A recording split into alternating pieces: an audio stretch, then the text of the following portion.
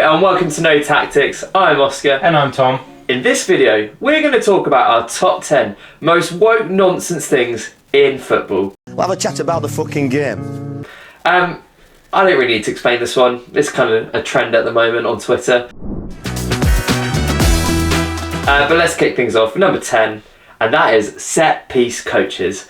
Now, I don't know about you.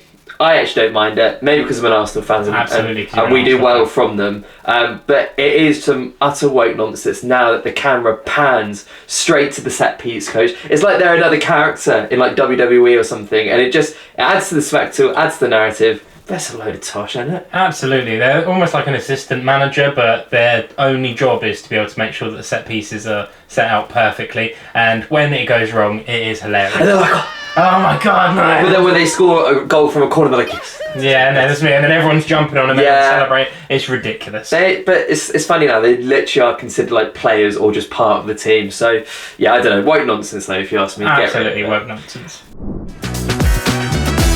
Let's go for number 9. And that is music at halftime shows.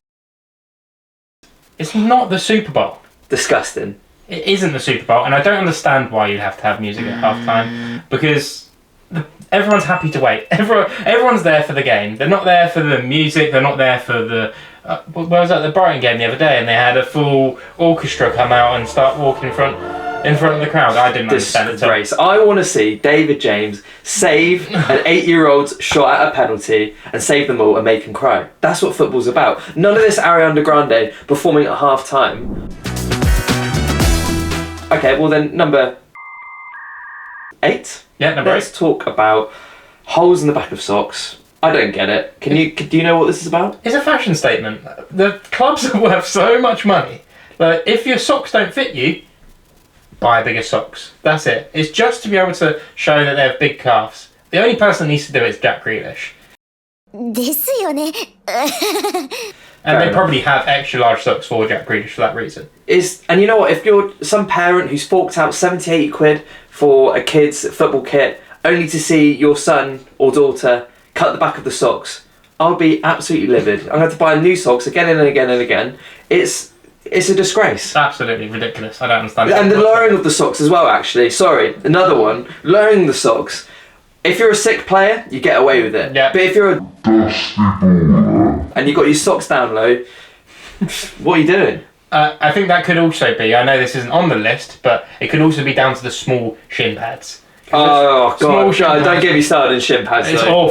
awful. Within those tiny socks, how are they rolled down with tiny shin pads? It's ridiculous. Yeah, no, get rid. Absolutely. Number 7. This one is, I don't know what we're talking about, Tom, but it's walking on the club badge.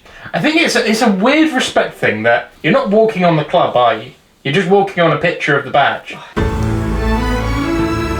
And the badge has changed so many times over the years. Does it really matter? Just like walking around it like, oh my gosh, I'm going to make all the fans really angry. I want to show respect. Respect.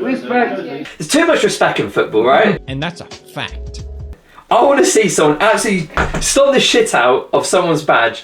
None of this it's all about giving fair play and tapping the badge as you walk. You've seen it when they're like tapping the badge of Anfield, other teams. Oh, that's also ridiculous. Imagine Roy Keane in that moment. Roy Keane would He'd be absolutely shaking with anger, and me too. I think we need to get rid of that. Absolutely.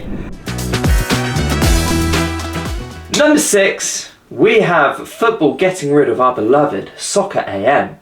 This TV show was part of my sort of Saturday pre-match ritual. I'd either come back from my 11-a-side, stick Soccer AM on and wait for the football to come in later that day.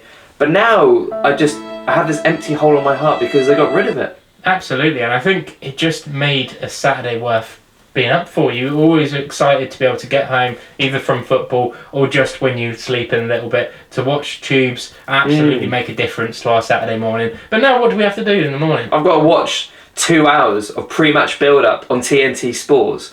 I don't want to see Martin Keown talk about how he was delayed from getting into work by 2 hours because of a train delay. It's going to start to go out of the game Well, now. we hope not.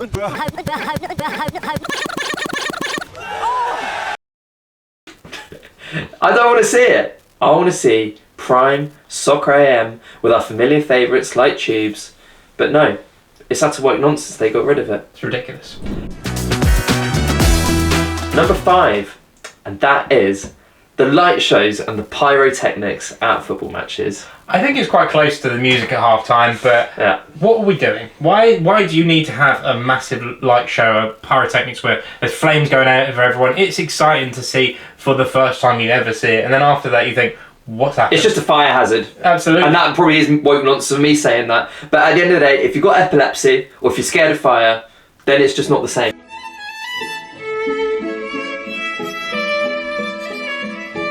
We get it. You're scared of fire, Oscar, and that's why we shouldn't have it in the game. Yeah, it's a disgrace. And ultimately, if you're needing, I don't know, some fireworks or fire or a couple lights flickering just to get the fans hyped up. Ow, Lord! Maybe go look at yourselves, fans, and do more to improve the atmospheres. Because the atmospheres, you know, I'm not saying that it's dead, but like, you know, I think fans have more responsibility to get the match day experience and the atmosphere up, not a bit of fire. Speaking of matchday experience, number 4 actually is matchday experience because it's completely changed. Yeah, game's gone. It's completely gone. That's a load of bollocks! You've got to fucking die to get 3 points! I think the football club is now caring more about the money that they make than the actual experience that a lifelong fan of a club to come see their boyhood club. Just been priced out, you know. I can't be expected to spend almost £100 to go watch Arsenal versus Ipswich. But the actual, you know, day of the match, I'm seeing all this utter woke nonsense. Popcorn at half time. Or at the Brighton game I was at actually the other day, you had to do the sort of self-checkout service, all done by AI. Please, Roy. I'm sorry, Dave. I'm afraid I can't do that.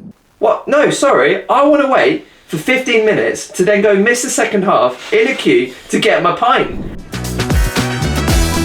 Obviously, you're saying about drinking at that point. You're talking about a pint at half time, and that's number 3. Drinking a pint in the stands. Obviously, we are probably too young to actually remember the days of being able to drink a pint in the stands. But how good would that be?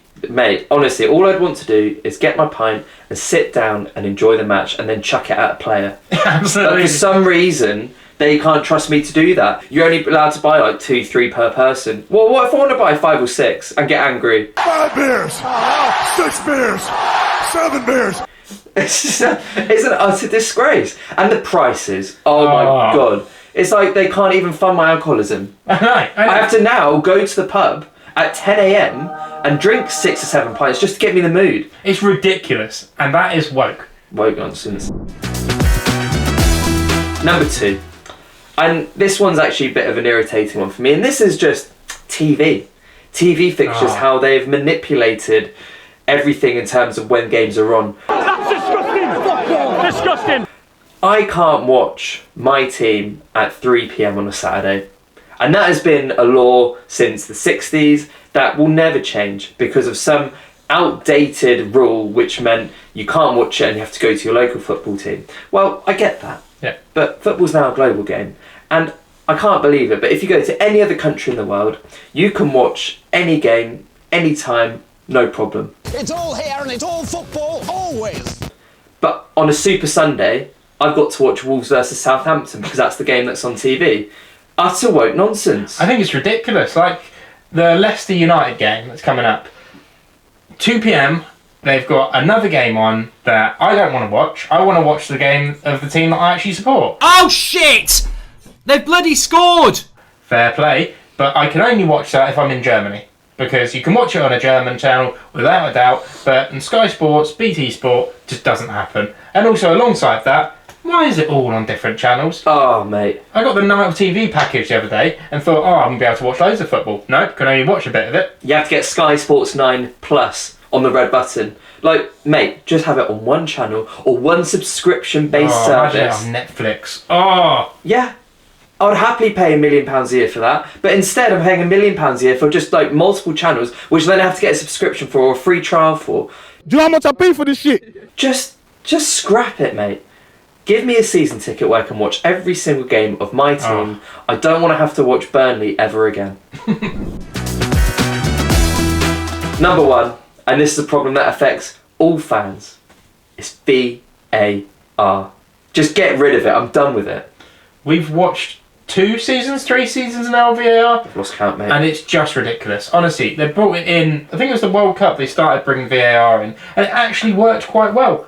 Premier League doesn't work. Serie A doesn't work. It's just, it ruins the game. When you're at the game and you're watching the football and it says VAR check, and you just have to watch your screen. Yeah, it doesn't even tell you what is going on. You're just standing there in silence.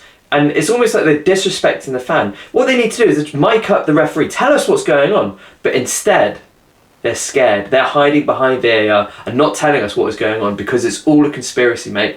It's all rigged. I'm telling you, VAR is just a way to hide all the Premier League, what they're actually doing, because it just hides the incompetence of the referees. And actually, I think we're better off without it. It creates more problems than solves them. Football used to be great, where you could punch someone in the head and get away with it. Absolutely. Now we get multiple replays and it looks like they've been shot. Well, I'm sorry. I don't want to have to see that. My son doesn't have to see it. I am his son. If we get rid of VAR, I'm telling you, football will be healing once more. We can fix what was once called the beautiful game. I don't know this game anymore, Tom. Utter woke nonsense. And that has been our top 10 woke nonsense things in football. I've been Oscar. And I've been Tom. Thank you for watching. Goodbye.